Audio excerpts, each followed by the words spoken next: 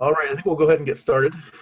Thank you so much for joining us, everybody, and our Small Business and Rural Community webinar. My name is Mike Moe, and I will be moderating today. A couple of things before we get started. First of all, we are experimenting a little today with Slido. It's a presentation app that helps organize questions. So if you haven't done so already, please open another window and go to Slido. That's SLI.do, no .com needed. And then once you're there, enter our event code, hashtag M896. Then you can ask questions, you can vote on questions that have already been asked. And then if you have a question that's specific for a speaker, please make sure to let us know in the question. So the majority of this meeting will be devoted to answering your questions, so please participate. We will try to do our best to answer all relevant questions today. If there are some that we don't get to, I will follow up with an email to all of our attendees with the answers in the next couple days, along with a recording of this webinar. We also have a live poll up asking, what future webinars would you find useful? And so please participate in Slido.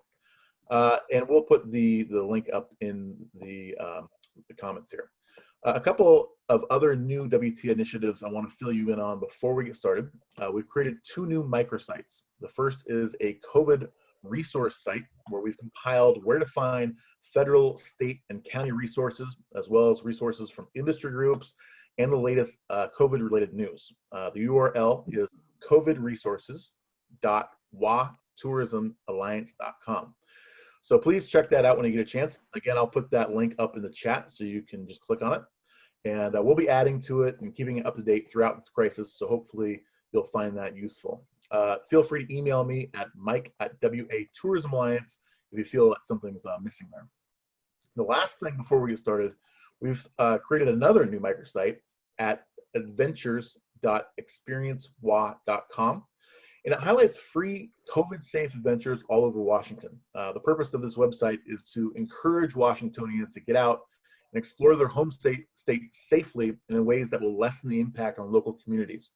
So if you'd like to add a state-specific adventure in your region, please let me know. Again, you can email me at mike@watourismalliance.com.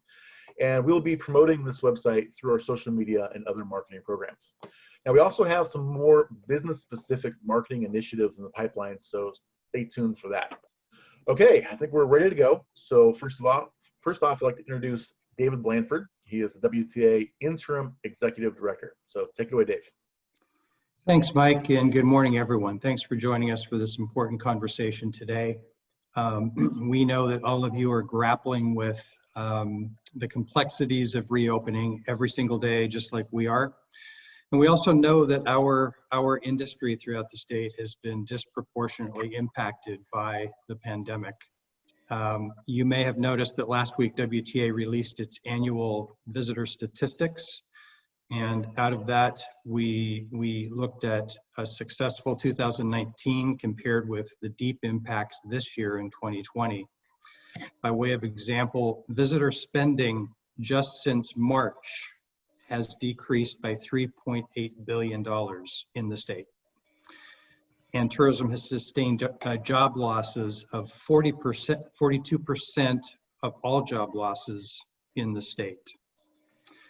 We also track regularly national consumer sentiment data, and we know that there's pent-up demand to travel. We know that people want to travel as soon as it is safe and as soon as they're able.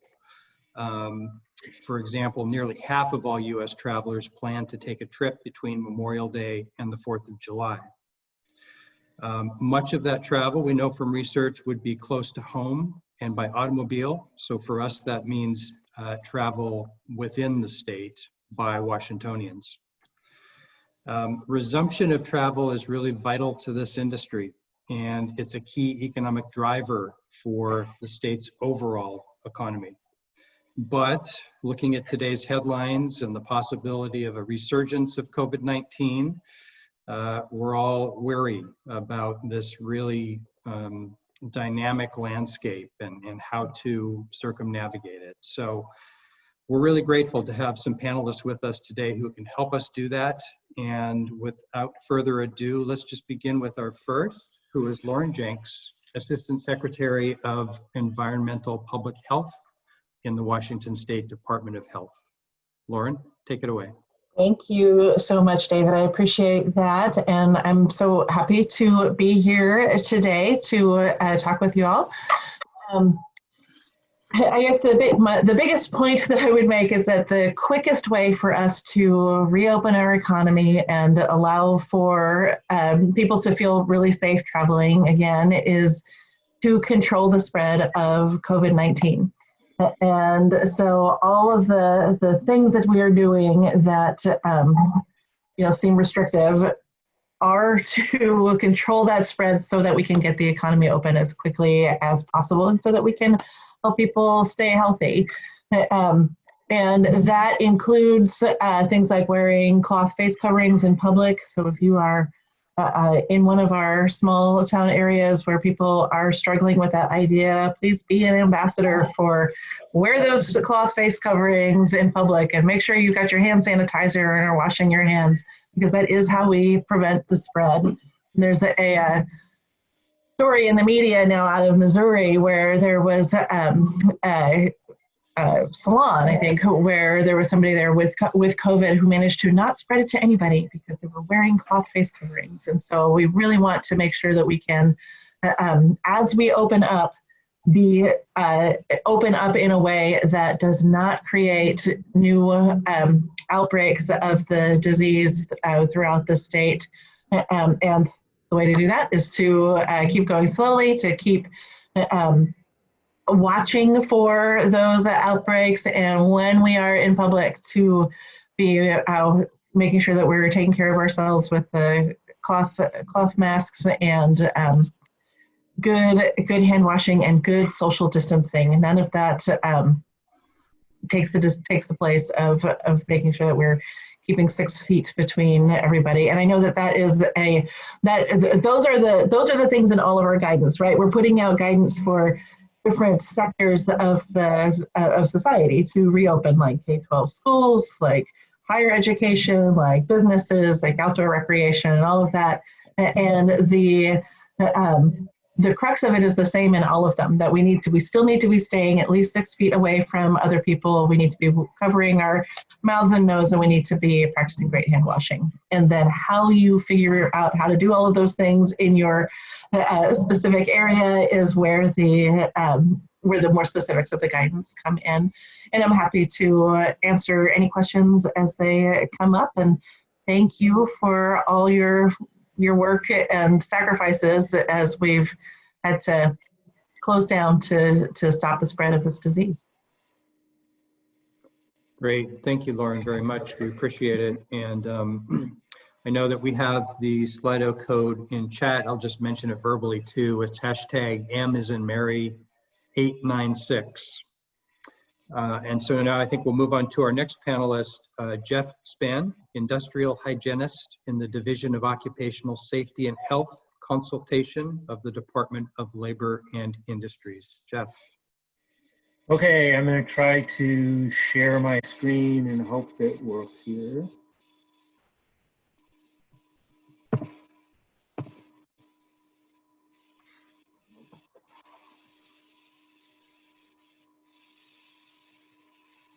So is everybody seeing that? Not yet. Do you see it now? Nope. You hit the green button down at the bottom there. Okay, I hit that and I'll try it again.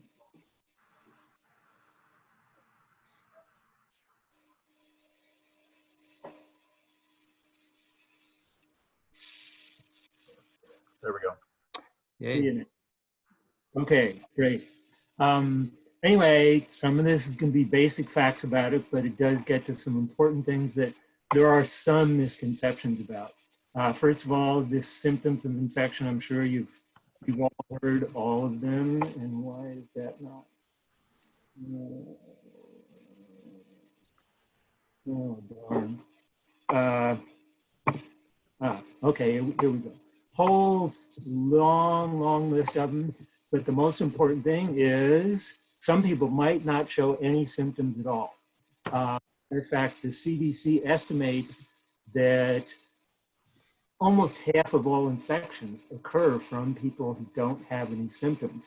So you really want to do the things like taking temperatures, asking people the questions and all that, but you have to realize you can't guarantee that somebody isn't infected. You still have to do the protections. How's it spread? Obviously coughing. The worst is sneezing, just because they project out and really go far. Singing, talking, any of those kind of things. Come from surface contact somewhat, not as much from stuff that comes out of your mouth and nose. Can be in big droplets that various masks will stop or at least slow down. Can come out in submicroscopic particles that just about nothing will stop. If you have a really good fit tested respirator, it maybe will stop those ones that go around the seal. How many people are infected? We really don't know. We don't have enough testing. We need to be testing everybody who's asymptomatic, basically, to find out how many people, as well as individual people, and then do contact tracing. Who needs protection? Your workers need protection. That's the province of L&I. Obviously, your clients need protecting too. Your workers need protecting from each other. They need protecting from clients. You need to protect your clients from each other. Basically, everybody needs protection from everyone else. This can be an issue if, well, in our guidelines, I don't think there are anywhere we say you must have your client wearing a mask. You have to require it. That's sort of beyond what we can do. That's getting beyond what the employer does, but you really should be doing that. I know, well, I live in Auburn, and it's one of those small towns where nobody wears a mask. None of the stores even have a sign requesting that people wear a mask. You have to do better than that, basically. What's protection? Obviously, social distancing is by far the most important. Wearing a mask, next. Hand washing. Hand sanitizing is not as good as hand washing, but if you don't have that, use the hand sanitizer. Sanitizing surfaces, sometimes that can be really, really big job sanitizing. Barriers, I'm not sure if you can see that on your screen, but you know what I'm talking about, the sneeze guard thing between people at reception desks and wherever you can manage to do that. You need a written protection plan. Now, I don't know, I didn't ask Mike beforehand if the Tourism Alliance has an example of a fill-in-the-blanks protection plan, things to put in. I found one at the American Hotel and Lodging Association. You can find these all over. We do have on the governor's website now a phase 3 fill-in-the-blanks plan. Anything that you can do, you've got to go through the steps, and they're in lots of our guidances. Everybody's heard about the phases. What phase you're in depends on what county you're in. And some of your activities may be in different phases. For your offices, they're going to be in a different phase than one where you've got more contact with clients. If you're a hotel that has a pool, that's going to be in a different phase. A hotel that has a gym, that'll be in a different phase. So it is confusing, I understand, but it's basically who is contacting who else, who can possibly be a danger in certain situations. Talked about face coverings. For low risk jobs, you can use the hand sewn cloth ones, manufactured ones, medium risk jobs. And if people ask me about it, I can go a little bit into what the differences are there.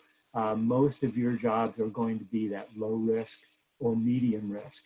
If you have high risk jobs, I don't know if you can see that, but it's an N95 or even better respirator. If people are going to be close contact unavoidably within 6 feet of other people for long periods of time, that by definition is going to be a high risk job. Some of your people may need those. If they do have high risk jobs where you can't maintain that social distancing or barriers or something else, they need to be fit tested. That's something that there will be some difficulties with. Partly it costs money, partly the kits for it just aren't aren't very available right now. You may be able to find them. You may be able to find a consultant who does them for you. Respirator users, if somebody's required to, they can't have beards, even that much. Even, I don't know if you can see that guy there, but even a little bit of stubble. What I have is way, way too much. This is my quarantine goatee.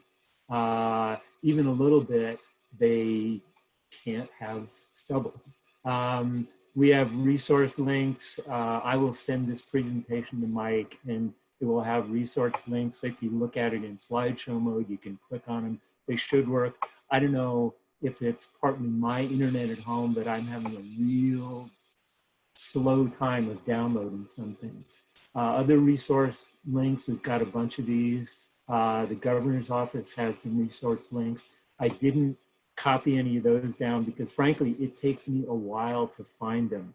The governor's office website is difficult to search, in case any of you have tried that.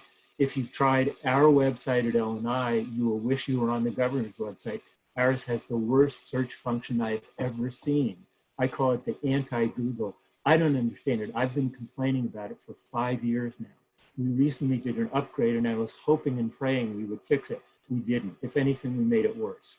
I know how to find things on it. One thing that the best thing you can do if you have questions and if you get real frustrated, you can't find the answers. And there are going to be some things that are, you know, kind of neither here nor there. Is this a medium risk? Is this a high risk? Is it a low risk? How do we define working alone? Things like that. Frankly, a lot of that stuff does change as we learn more in the science. We don't have for the state or for LNI one coronavirus czar. I wish we did, but basically it would be too big a job.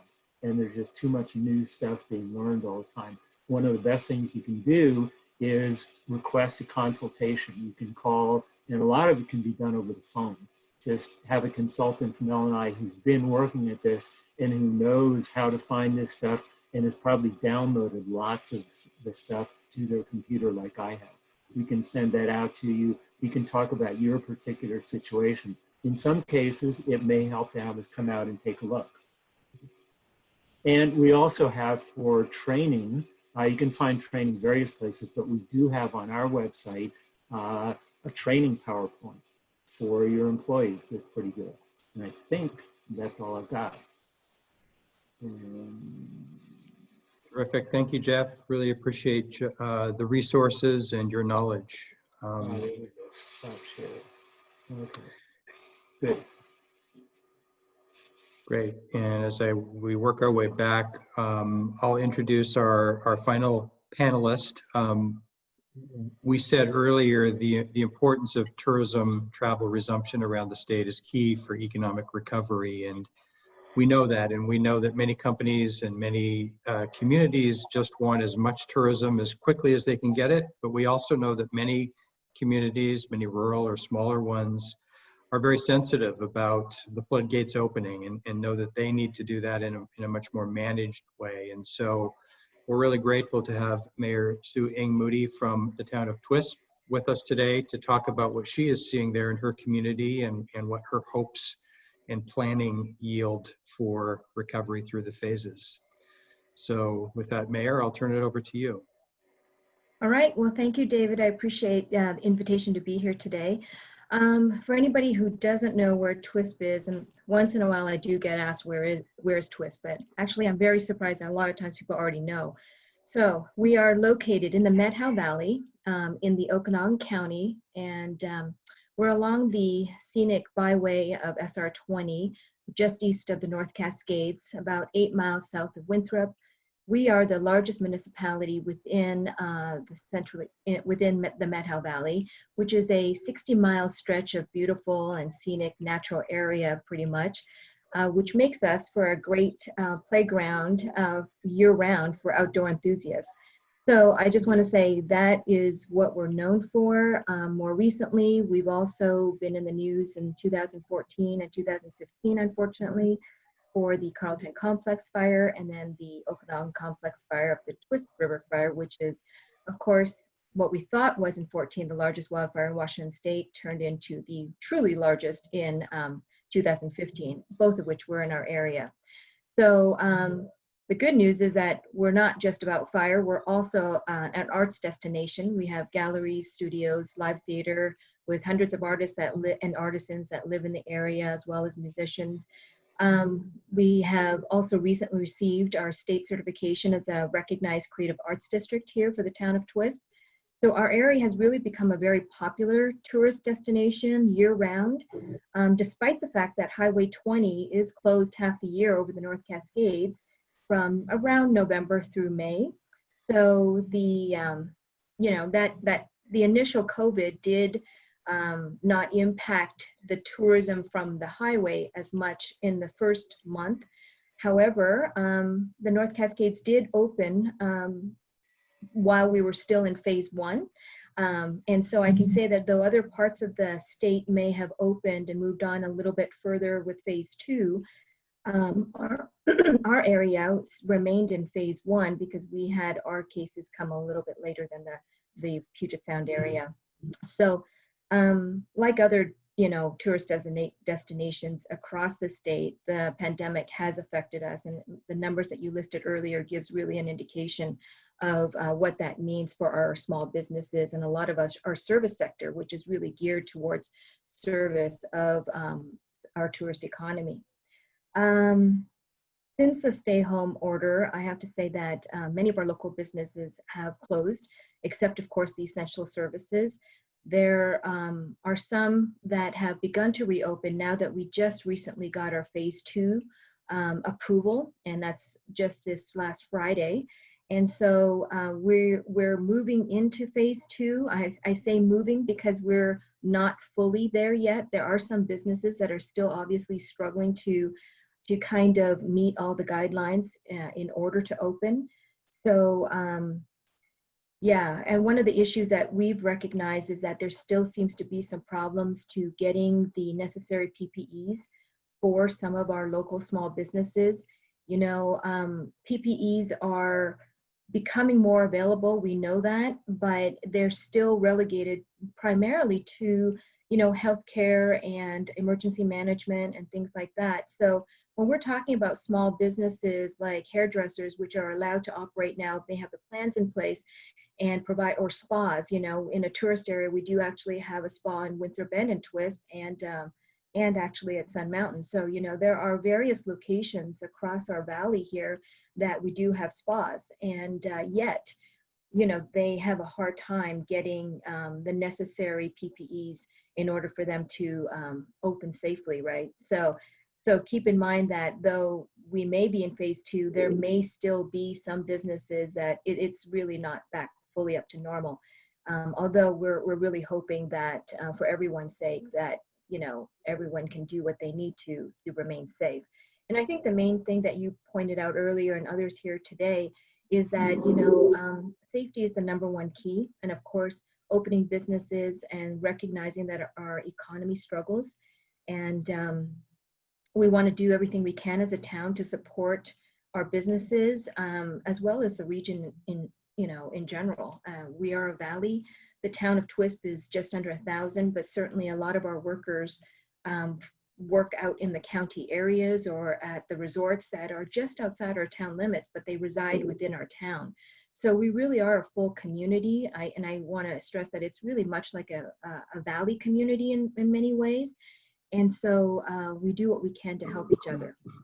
On the social level, you mentioned about the fact that, respect is really important when we travel. And I think that that is one of the key things I want to stress, because on the social level, what we've started to notice here in our small community, which is typically very tight-knit, is that there's some pronounced division now, even amongst our community, as, the varying degrees of concern exist amongst members of our community. This is in our business community as well.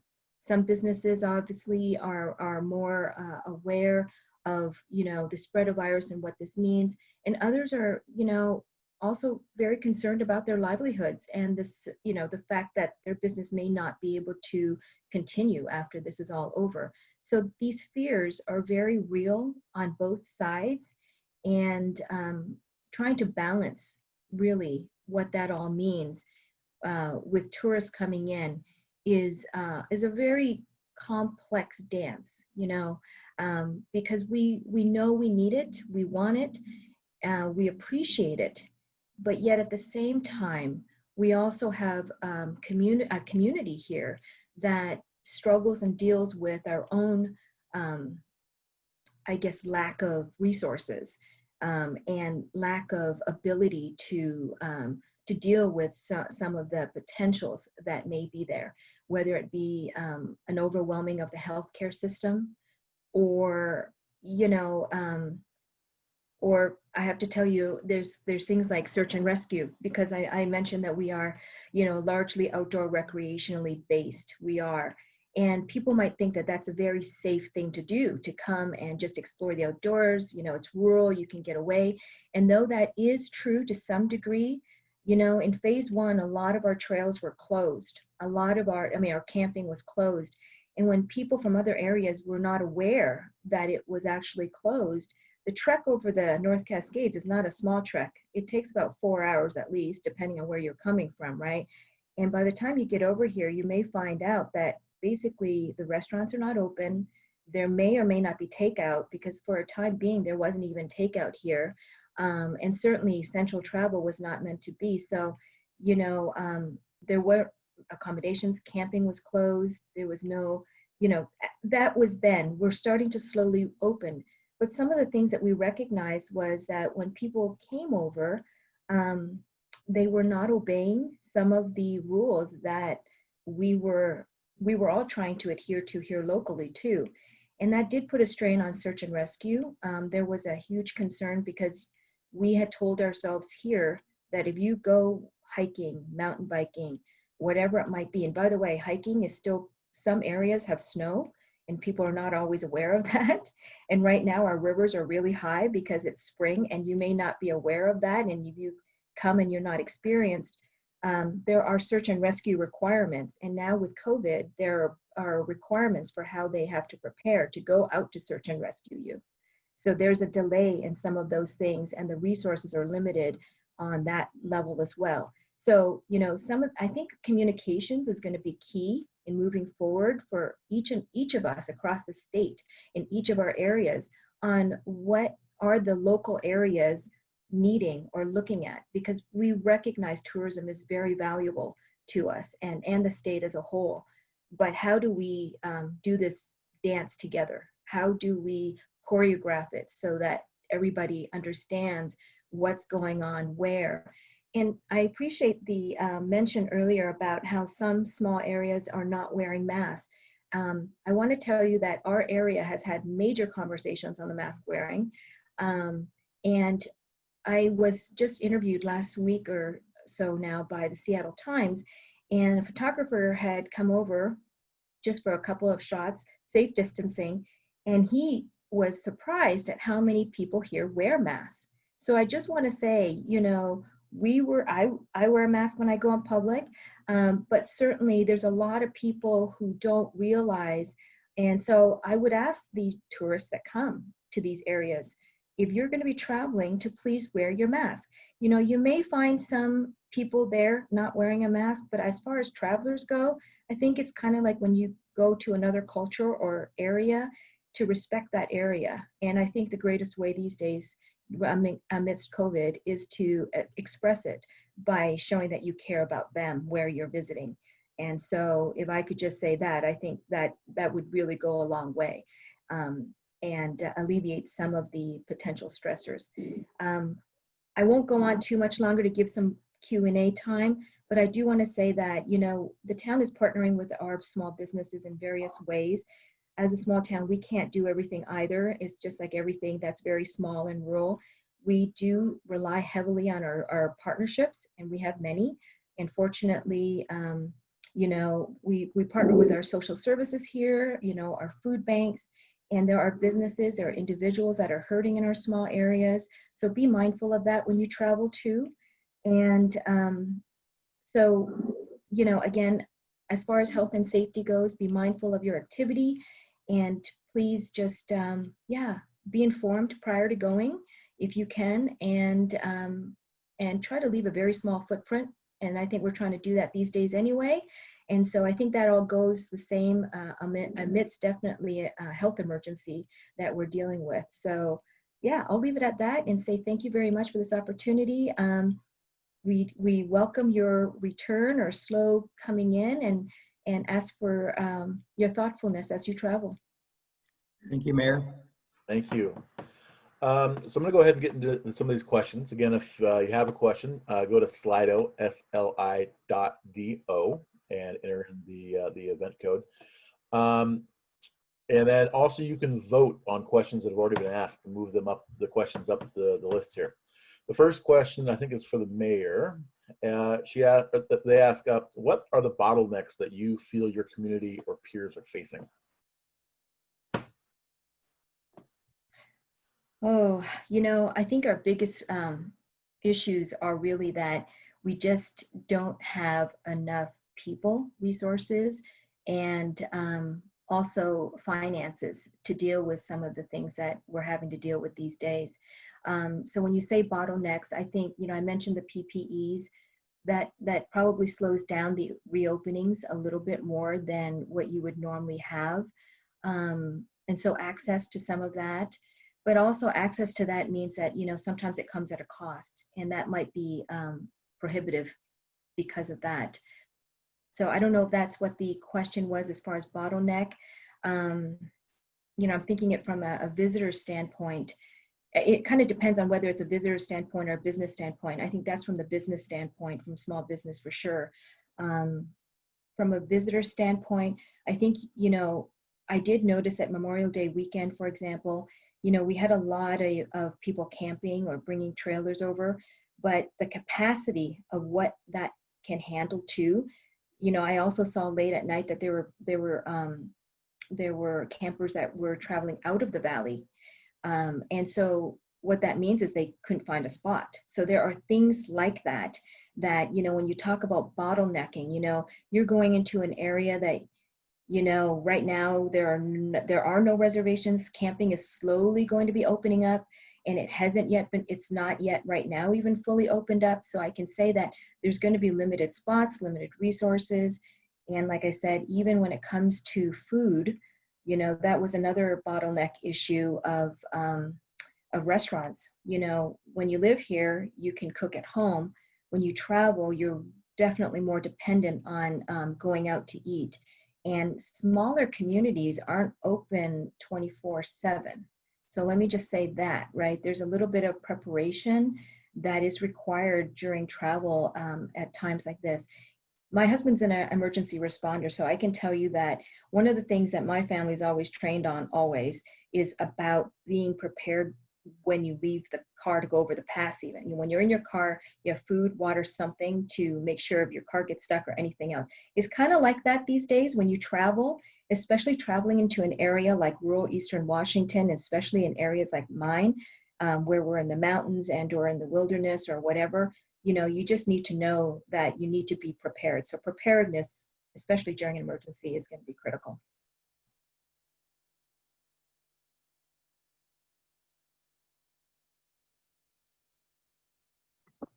And Mike, you're muted. I apologize. Looks like our webinar chat was going just to the panelists. That's why you guys weren't getting the Slido code there. So we put that back in the chat.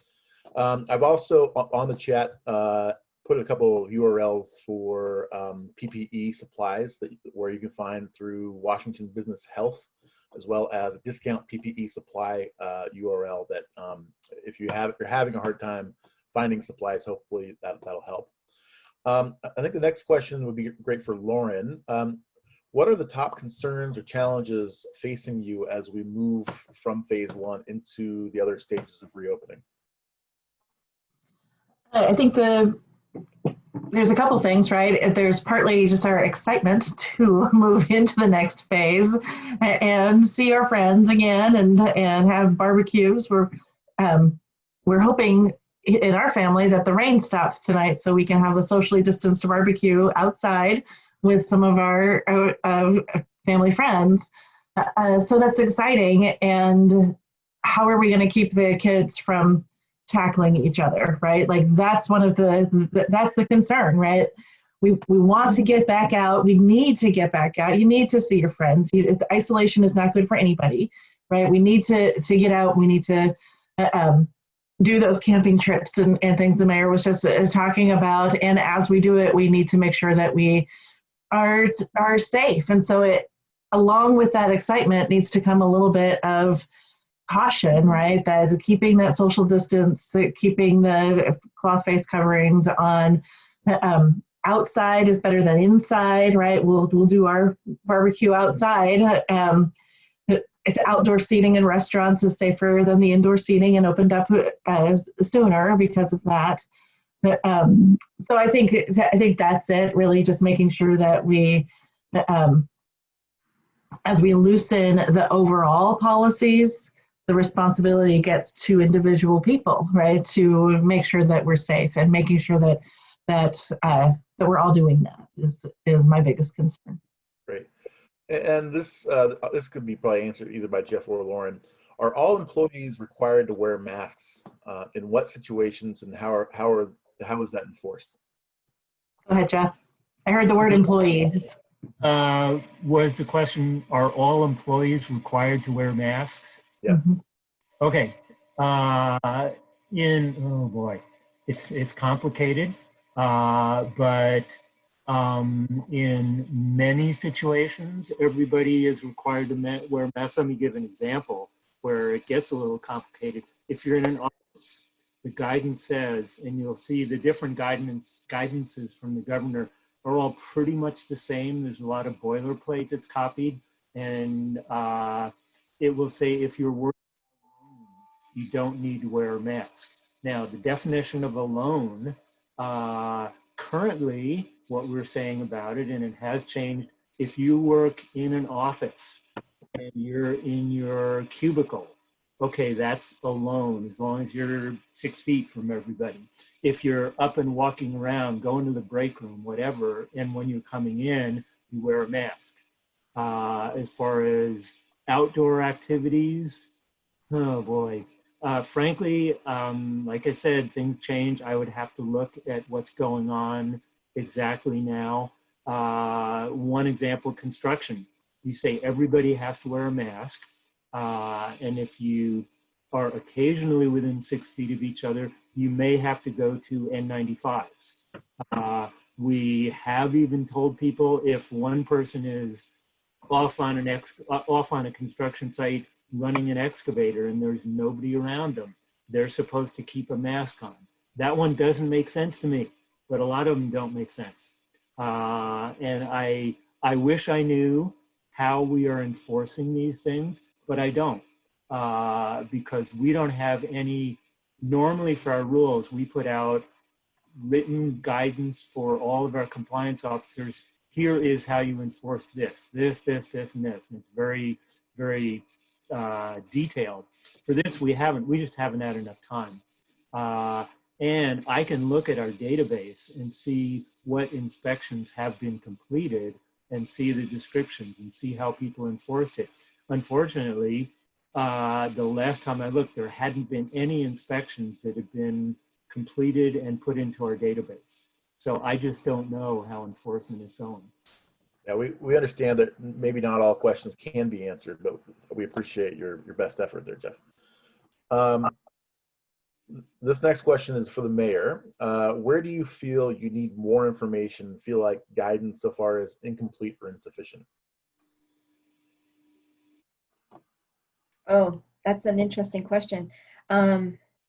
You know, as far as guidance goes, we're talking to the governor's office fairly regularly about, you know, reopening, especially now that we're moved on to stage 2, and as the phase 2, and as the new phasing guidance comes out, we look at it, and obviously there's always going to be areas of gray where it's definitely not explicit enough for us, where we have follow-up questions. So we're always following up on those particular questions, I can tell you that much. I don't know if there's one particular that I can mention right now, but because we seriously have had many, you know, even right now, our biggest one right now that we've been talking about is water recreation. There's guidance that came out on water recreation, but when we talk about the 6-foot distancing, what does that all entail? There's a little bit of, there's areas of gray where it talks about, if you can't easily do it in phase 3, then you must do it in phase 4. Well, then, there's things like that where it's clearly unclear. And that kind of leaves us really in a quandary, especially trying to answer them on behalf of our businesses. So we do our best to really kind of get into the, into those areas, definitely digging deeper and pushing a little bit more on trying to get clarification. And I think there's a lot more use of these days of common sense. I know that word makes everyone a little bit nervous sometimes, but I can tell you that, we all think about, well, we're doing the best we can. There's different scenarios in every city and every town and every business that makes it slightly unique. And so we're trying to do the best based on what the intent is on the safety guidelines and following those as best we can where in question. And I think that's really where it comes down. And I think Jeff could probably talk a little bit about that, because I do feel that, there's a lot of question about, what are the penalties if you don't do it? And so, of course, as a municipality, we're always faced with that, like, who's going to enforce it? I think that's one of the biggest questions that came out to the town regularly, is like, well, are you responsible for enforcing? And we have a police department, and so people make phone calls, and there came a time where I had to say, these are not calls that you would make to us. You would have to find guidance from the state, particularly this department, or provide that kind of assistance. But yeah, there are, I think, too many for me to express at this moment, but I can say that's what I generally do when we get them. Well, that's very helpful. I appreciate that. This next one, I believe, would be for Lauren or Jeff, but you guys can decide here. Are there any updated lodging guidelines for distancing, cleaning, sanitizing as we move into tourist travel, non-essential travel, which is rebounding rapidly? I think what they mean is, with restaurants, we saw a lot of guidelines that came out that were from the governor and then kind of emphasized through the Washington Hospitality Association. But there hasn't been those kinds of guidelines kind of from the governor, for lodging that we've seen. Are they coming, or are they already out there? We're just not seeing them yet. No, we have guidelines on the Department of Health website for transient accommodations. I bet I could put the link in the chat here. I'll see if I can figure that out. Or I'll send it to Mike, because Mike can do that. I think we put them out, I think it's like May 24th or something, which today feels like ages ago because things have changed since May 24th. So we are considering an update to those. Some of the things that were actually in that question, right? Like the guidance around restaurants is a little different now than May 24th when we put that out. So we are anticipating an update, but I also will link to what we've got right now. That'd be fantastic. Thank you. This is again for the mayor. What tourism funding mechanisms can you as a local mayor recommend for other small town mayors, chambers, or visitor centers? Wow, local tourism funding, I think it's going to be a hard time for anybody. I mean, the state and the local jurisdictions. I can tell you that what we've tried to do right now to support our business here as best we can is we were able to get some of the CARES Act funding via the governor's office this last go. It's based on population in your area, and the county also gets their share as well. And I can say that we are considering using part of it right now to assist our businesses with whatever needs that they may have at this time that would not be covered in any other funding way. And so that's one resource right now that we have. There's honestly not that many for that I have been aware of so far on the tourism. So if anybody else has any ideas that where you feel that there are areas where we could tap into, please let me know. But we're doing our best to really, I guess, pull it together as best we can. And usually it's using a little bit of funds from here and a little bit from there. And as a small town, honestly, there's no slush fund, right? You know, our 2% money from accommodations, we put back absolutely into our tourism. And that's pretty much all that I can say is regularly designated for this purpose and use. But aside from that, during times like COVID, you know, we would never have seen anything like this coming, and nor probably even be able to prepare for it. Honestly, we struggle with, you know, just general fund reserves as it is, never mind trying to find reserves specifically earmarked for specific things like tourism, right? But at this time, our businesses are affected. And I think that's what it comes down to. And so we will use whatever funds we can get through this period of time in recovery to assist with them becoming more resilient. And I think that's the whole message. I think for us is that, you know, we've gone through federal disaster before, as I mentioned earlier. This is going to be my third one as the mayor, and, you know, between the two wildfires and natural disaster, and now this is a healthcare disaster, you know, of federal proportion. And so it is a different time. There is some funding available for public emergency response, but that's only if you're using it for emergency response. But that could be used for communications and things like that, that obviously have an impact on, you know, tourism as well, because we do need to let both residents and businesses and tourists know as best we can what the messages are that we need to get out during this COVID time. And so perhaps that's another avenue that could be used. But keep in mind that if it's for public assistance, emergency response, FEMA funding, it is very specific, and it is a reimbursable one. It is not one that you would get the funds in advance. And so you certainly need to plan very well to make sure that those are eligible costs. Thank you so much. That's very helpful. And I think a lot of people feel your pain around the state as far as it being a small town and just this coming out of nowhere. It's really hard to imagine. It was hard to prepare for sure. Next one is for Jeff. Can a business require that all customers wear a mask legally? Did you ask, can they? A business can do anything they want as a condition of selling something to somebody, as long as they're not discriminating against a protected class. If you say all people coming in here must wear a mask, they can do that. Now, I'm not a lawyer, but that's my understanding of it. You know, you might want to check with that. L&I has nothing to do with businesses' customers. We don't have any kind of jurisdiction over them.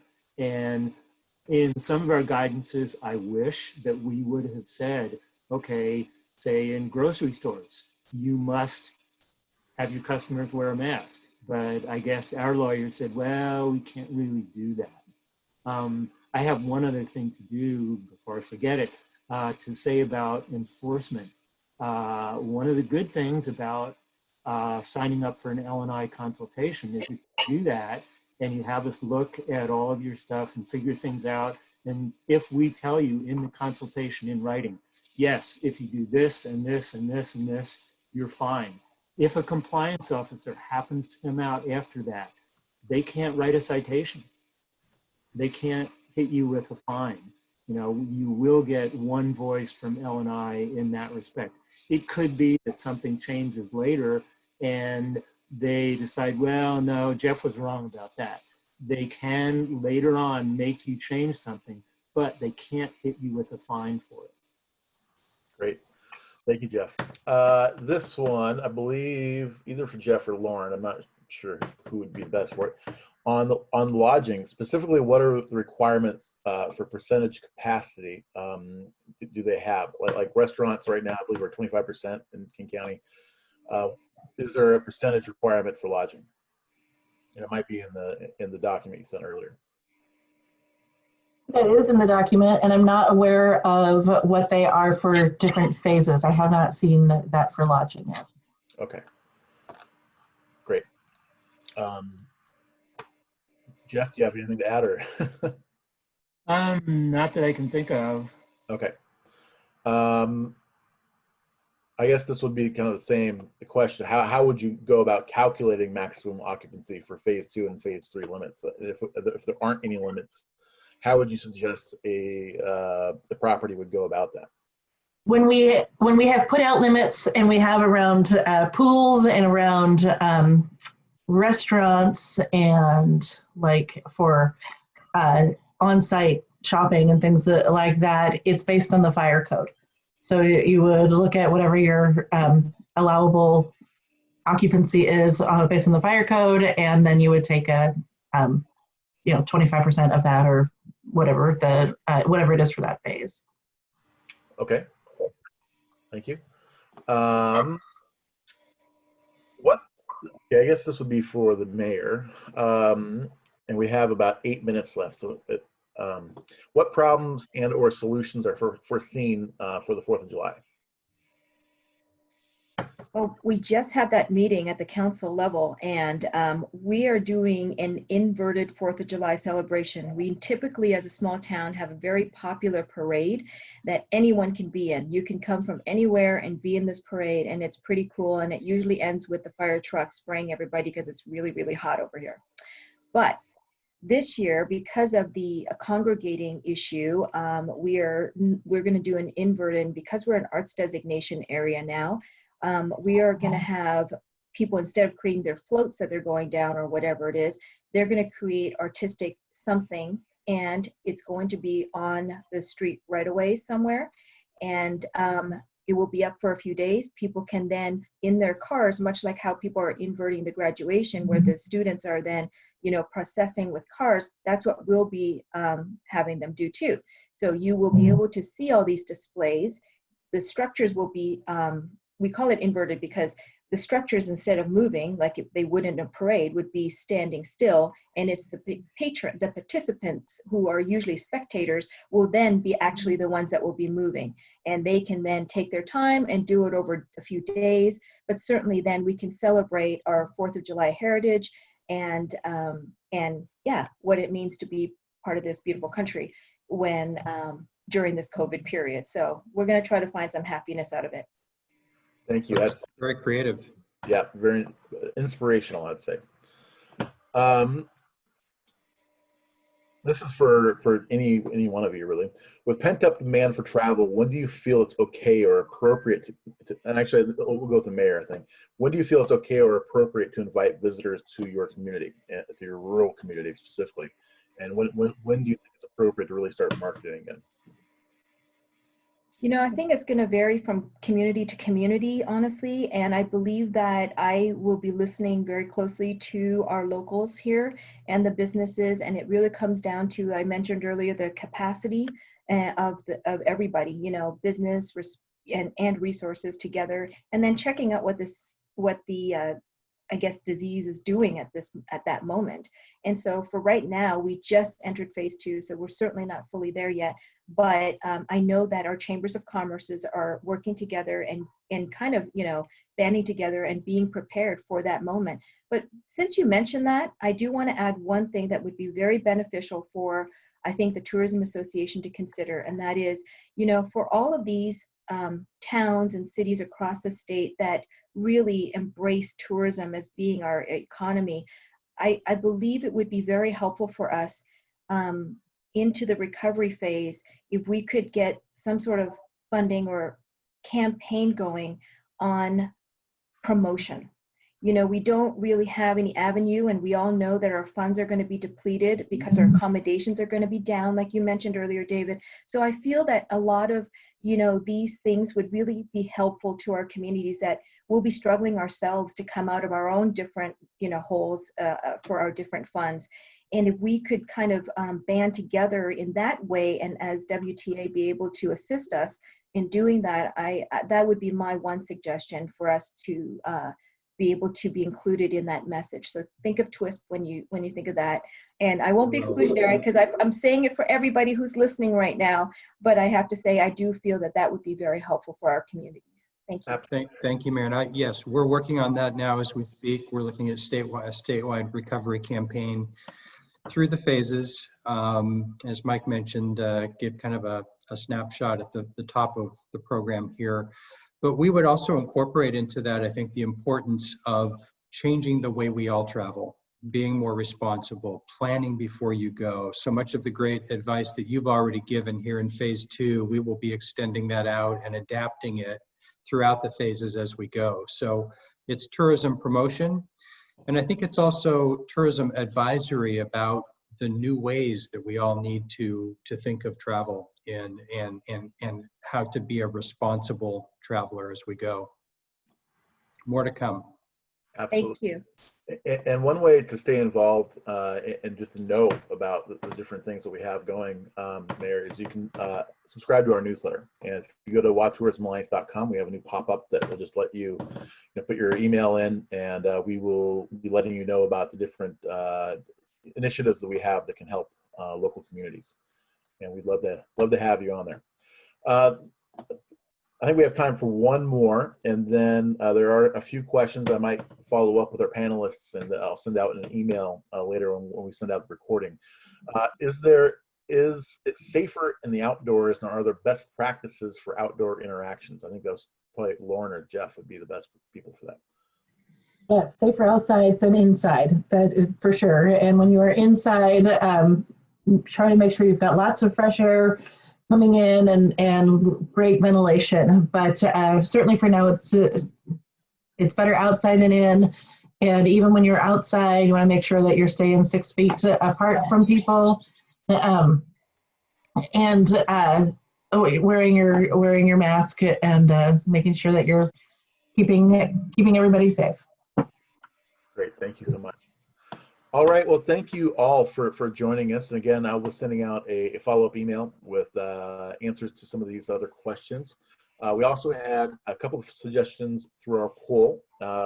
We had a suggestion how to retrain, change, communicate new visitor behaviors and expectations. It's a great suggestion for a future webinar. And then the hospitality regulations to keep everyone safe. I think everybody would also appreciate that. Well, thank you so much, everybody, for joining us. I think we just got to keep the communication going, and there will be future webinars to come. And we really appreciate you all interacting with WTA, and we'll get through this together. And thank you so much to our panelists, Jeff, Lauren, and Sue and Moody. Thank you so much for joining us and sharing your wisdom. Thank you all. Thank you. Thanks for asking me. All right, bye-bye.